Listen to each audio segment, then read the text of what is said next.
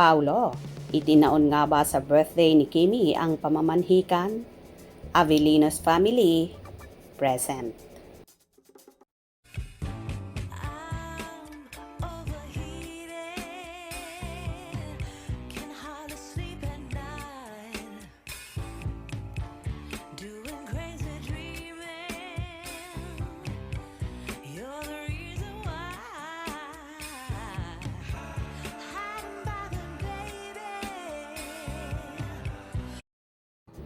Usap-usapan ngayon sa social media ang tila napaka-private na pagdiriwang ng kaarawan ni Kim Chiu na lalo pang nagpainit sa espekulasyon ng mga netizen na posibleng may kinalaman ito sa umano'y nalalapit na kasalan nila ni Paolo Avellino.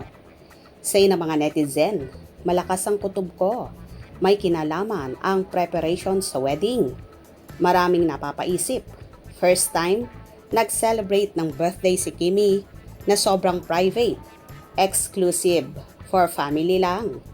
Obvious din daw kasi na walang lumabas na mga larawan except sa glam team, Ate Hides at Ate Twinkle. Walang boss, maging mga artista, parang wala. Balita rin daw na present ang family ni Paulo. Yung kaba namin, nag-uumapaw. Iba raw kasi ang tahimik na pagse-celebrate ng birthday ni Kim, lalo pa at tanging family lang ng aktor ang naroroon. Tanong tuloy nila, may pamanhika na raw bang nagaganap? Komento ng mga netizen, Happy birthday Kimi! Handa kaming maghintay sa susunod na ilalabas nyo. Kaya pala, blowout ni Pau ang party.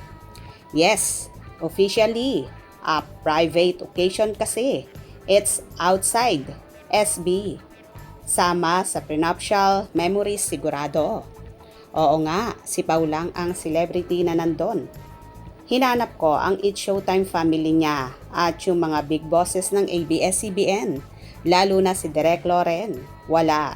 Siguro, collab party to ng Chiu Avellino families hinggil sa big wedding plan ng Kim Pao. Kaya pala ang Showtime fam, when they sing Happy Birthday to Kimi, walang apelido na Chiu. They sing Happy Birthday Kim. Happy Birthday Kim. Alam na, malapit nang maging Kim Chiu Avellino. Well, samot-sari na nga ang hinala ng mga fanay at isa pa nga dyan, tila last birthday daw ni Kimi ang nasabing celebration sa pagkadalaga. Kaya naman marami talaga ang nagdilulo. Isa pa, di ba may sinabi ang co-host ni Kimi na si Karil kung saan ultimate happiness ang wish ni Chinita Princess at sabay sabi ni Karil na papalapit na. Di ba nakakapagtaka lang talaga na halos taon-taon kapag birthday ni Kimi present ang ibang mga artista at mga big bosses ng Kapamilya Network. Pero now talagang Family Chiu at Family Avellinos lang ang naroroon. Kaya naman lalong nagalak ang mga netizen at posible nga bang totoo ang hinala nila na namanhika na rin si Paulo sa mismong birthday ng dalaga kaya ginawa nilang private ang nasabing kaarawan na yon ni Kim. Ano sa palagay nyo? Diba? Something fishy, but for sure, so happy ang lahat. Hope you enjoyed. Please subscribe for more info.